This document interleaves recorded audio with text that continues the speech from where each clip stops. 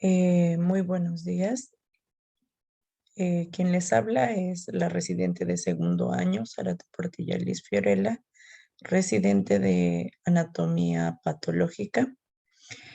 El día de hoy vamos a hablar sobre macroscopía ginecológica.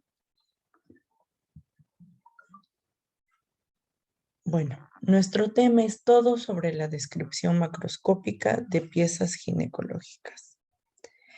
Empecemos por la parte primordial, que es nuestro equipo de procesamiento. ¿Qué es necesario tener cuando vamos a empezar el manejo macroscópico de una pieza? Tenemos que tener un área relativamente estéril, un campo que tenga cuchillo, cinta métrica, una balanza, pincel, bisturí, reglas, y muchas otras piezas que nos van a ayudar en el manejo de la pieza que hemos recibido, ¿no?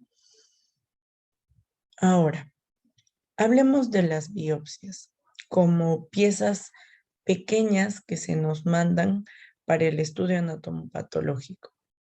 Las biopsias en el área de ginecología vienen en segmentos pequeños en recipientes estériles, estos provenientes de muchos lugares, como por ejemplo las biopsias de endometrio, las biopsias de contenido endouterino, las biopsias de exocérvix, las biopsias de endocérvix, las mismas que deben ser evaluadas tanto en volumen como en características.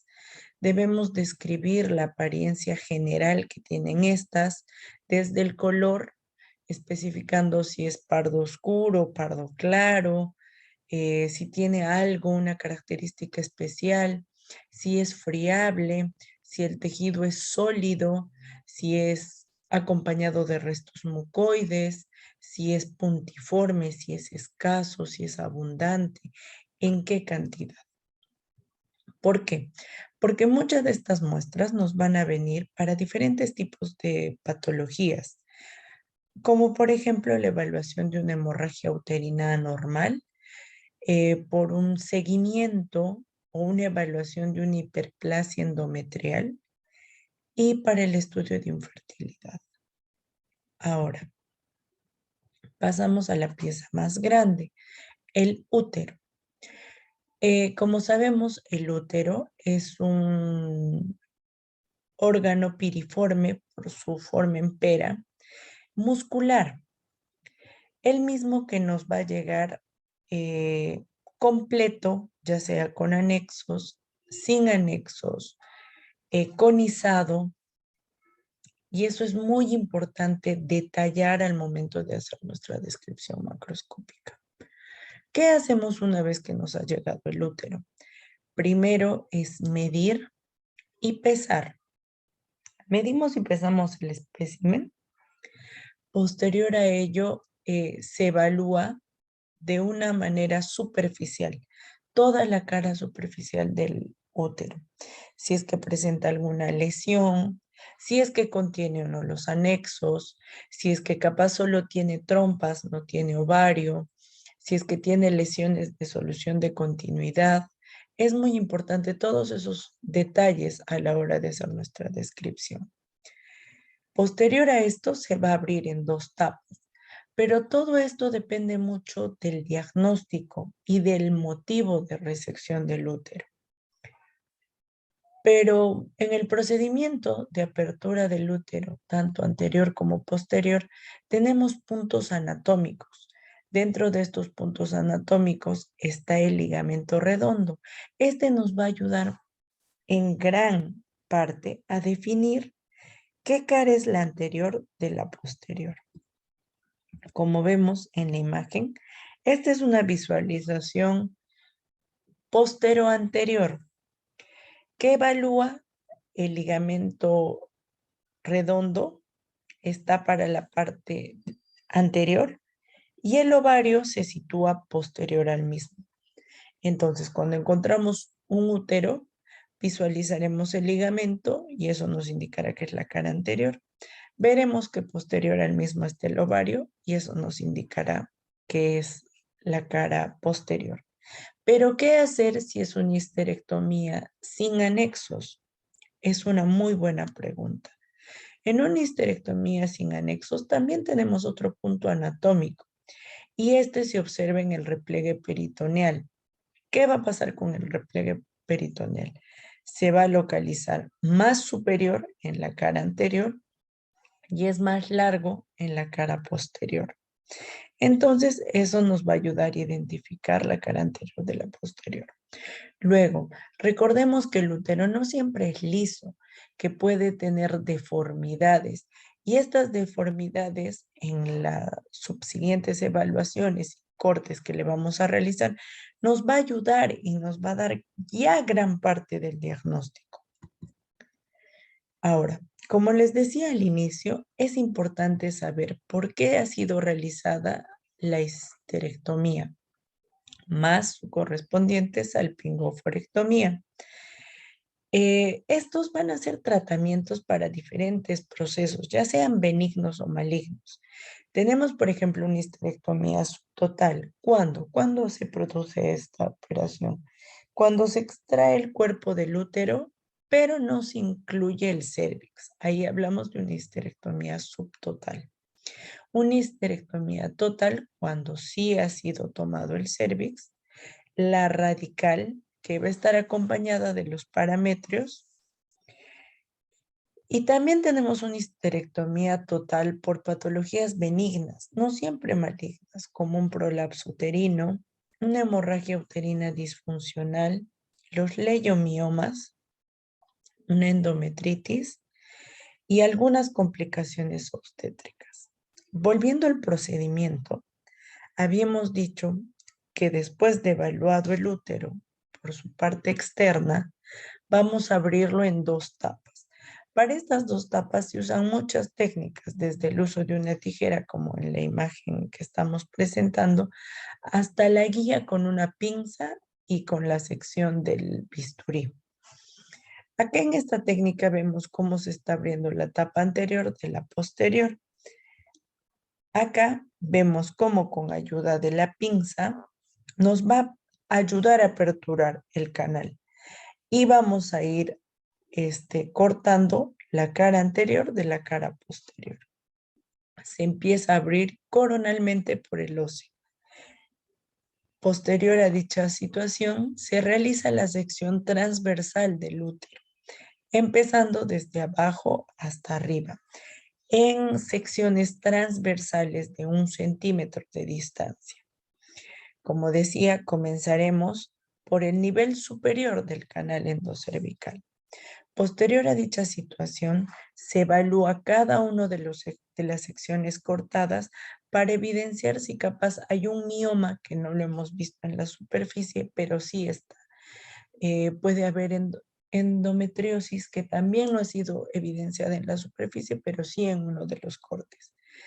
Los cortes que se van a tomar, es muy importante eso, son de acuerdo a la patología que tenemos. Como les dije, no todas las patologías son malignas, muchas son benignas y con cortes representativos de los lugares adecuados podemos dar un adecuado diagnóstico.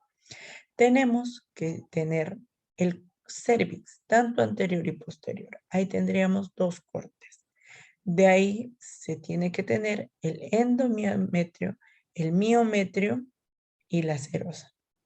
El endometrio tanto anterior como posterior, el miometrio tanto anterior como posterior y la serosa.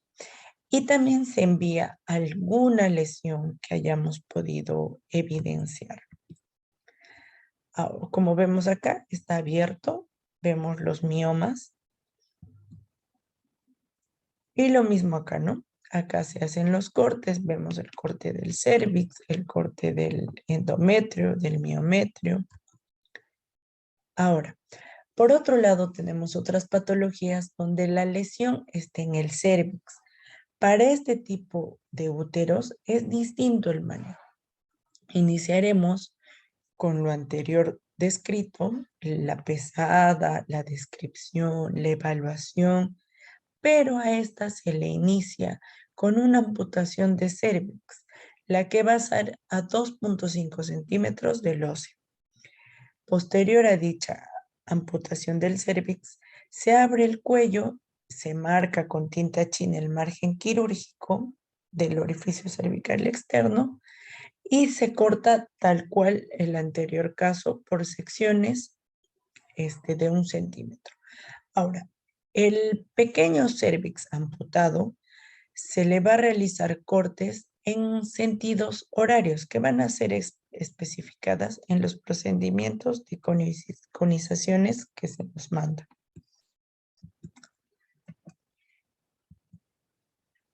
Como vemos acá, es una conización cervical. Tenemos el cérvix mostrándonos el ectocérvix, el cual muchas veces nos mandan con un hilo direccional que nos ponen a las 12 horas. Este es nuestro punto de partida para el corte radial en sentido horario que vamos a realizar en el cono, como vemos en la imagen, dividiendo este en 4 cuadrantes. Un cuadrante 1, 2, 3 y 4, el 1 siendo superior lateral, inferolateral, superior lateral interno y inferolateral interno. Estos van a ser cortados a escasos milímetros que contengan el canal. Ahora, vamos a especificar este procedimiento. Es necesario para nuestra descripción definir qué tipo de cono es. ¿Será un cono LEP? ¿Será un cono frío?